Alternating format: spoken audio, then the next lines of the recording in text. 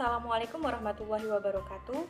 Kami dari kelompok 4 yang beranggotakan Devi Nurkomalasari, Indah Prantiasari, dan Sitiatul Hadawiyah akan menjelaskan materi tentang penerapan fungsi eksponen dan logaritma dalam ekonomi. Penemu ilmu bilangan eksponen dan logaritma ada Al-Khawarizmi, algoritma atau logaritma. Pemilik nama asli Muhammad bin Musa Al-Khawarizmi merupakan seorang ilmuwan Islam. Ia lahir di Uzbekistan pada tahun 780 Masehi. Al-Khawarizmi adalah seorang ahli matematika, astronomi, astrologi, dan geografi. Ia mengabdikan sepanjang hidupnya untuk mengajar dan menulis buku di Baghdad dan Irak. Buku pertamanya adalah Al-Jabar. Buku pertama yang membahas solusi sistematik dari linier dan notasi kuadrat, sehingga ia disebut dengan Bapak Al-Jabar. Karya terbesar Al-Khawarizmi dalam matematika, astronomi, astrologi, geografi, kartografi sebagai pondasi dan kemudian lebih inovatif dalam aljabar, trigonometri, dan pada bidang lain yang dia tekuni. Kemudian, pendekatan logika dan sistematis beliau dalam penyelesaian linier dan notasi kuadrat memberikan keakuratan dalam disiplin aljabar. Nama yang diambil dari nama salah satu buku beliau pada tahun 830 Masehi, yaitu Kitab Al-Mukhtasar fi Hisab Al-Jabar wal Muqabalah atau buku rangkuman untuk kalkulasi dengan melengkapkan dan menyeimbangkan. Buku ini tercatat sebagai buku pertama Al-Khawarizmi yang diterjemahkan ke dalam bahasa Latin pada abad ke-12. Kemudian ada John Napier. Pada tahun 1616, John Napier menemukan bilangan desimal. Contohnya 6,5 dibaca 6,5 dan logaritma. Contohnya ada 2 pangkat 3 sama dengan 8 sama dengan 2 log 8 sama dengan 3. Bilangan berpangkat sangat membantu kita dalam mempersingkat bilangan yang relatif besar atau kecil. Contohnya ada 0,00000099 ditulis dalam bilangan berpangkat menjadi 9,9 10 pangkat min 7. Adapun orang yang pertama kali menemukan bilangan berpangkat atau eksponen adalah John Napier pada tahun 1550 sampai 1617. John Napier merupakan seorang bangsawan dari Merchiston, Skotlandia. John Napier juga merupakan penemu bilangan logaritma yang memang ada hubungannya dengan bilangan eksponen. Penerapan fungsi eksponen dan logaritma dalam ekonomi. Fungsi eksponensial adalah salah satu fungsi yang paling penting dalam matematika. Biasanya fungsi ini ditulis dengan notasi EXPX atau EX, di mana E adalah basis logaritma natural yang kira-kira sama dengan 2,718288183. Sebagai fungsi variabel bilangan real X, grafik EX selalu positif, berada di atas sumbu X, dan nilainya bertambah dilihat dari kiri ke kanan. Grafiknya tidak menyentuh sumbu X tetapi mendekati sumbu tersebut secara asimptotik. Inverse dari fungsi ini, logaritma natural atau ln X, didefinisikan untuk nilai X yang positif. Atau fungsi eksponensial, yaitu fungsi yang membuat bentuk eksponensial dengan pangkat berupa variabel. Fungsi logaritma adalah fungsi yang berbentuk log fx, bentuk berpangkatan dalam bentuk logaritma. Secara umum adalah sebagai berikut.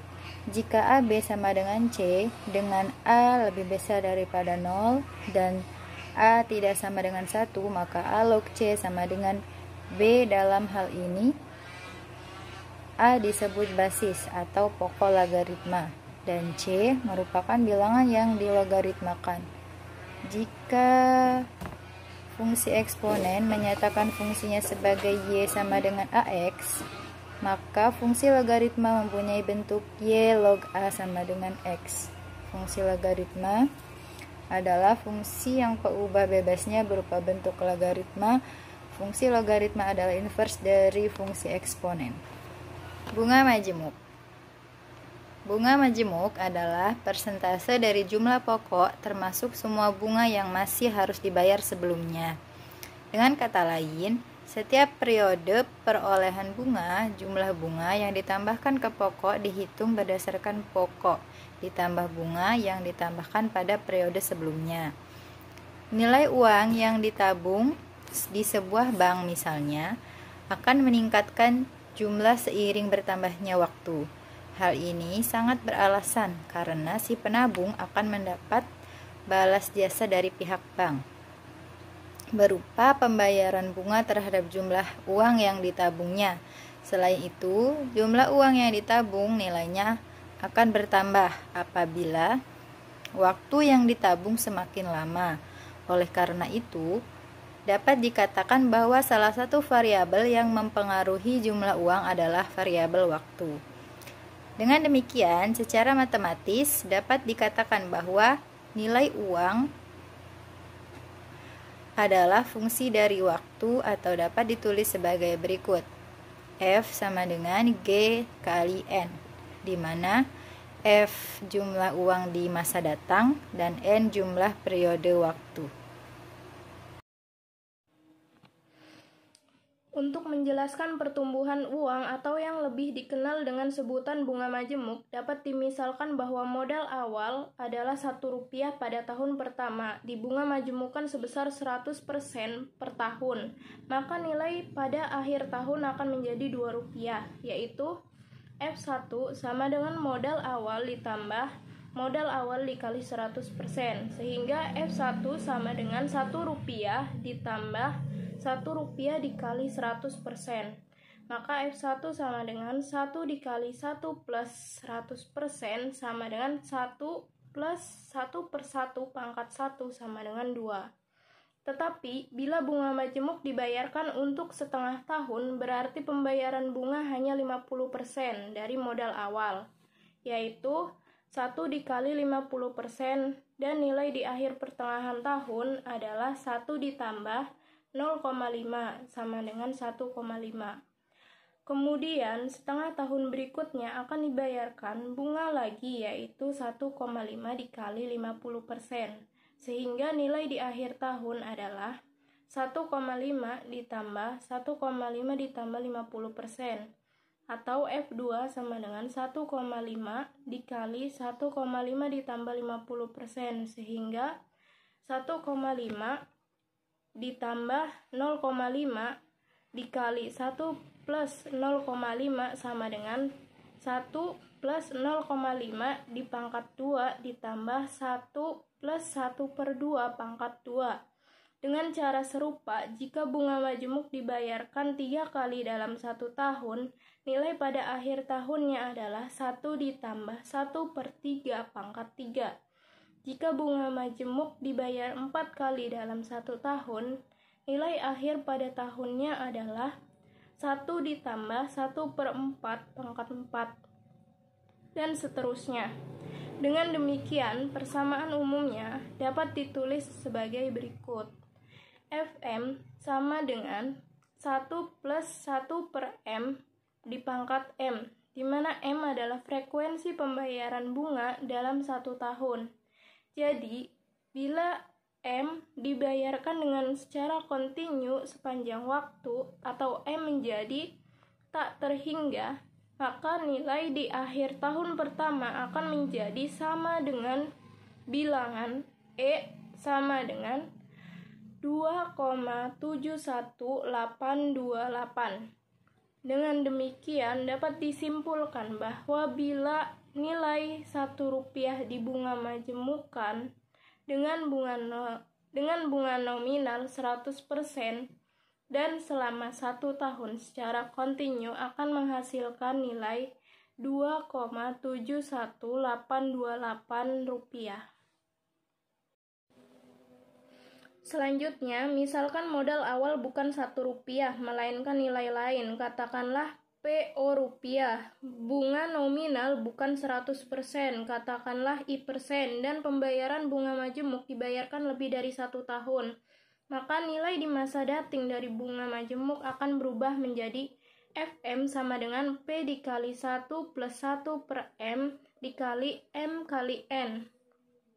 Persamaan ini bila diubah ke dalam bentuk basis E akan menjadi Fm sama dengan P dikali 1 ditambah I per M dikali M per I dikali ln. Jika dimisalkan M dan disubstitusikan pada persamaan di atas, maka dapat ditulis menjadi Fm sama dengan P dikali 1 plus 1 per X dikali ln. Ingat kembali pada persamaan bahwa 1 ditambah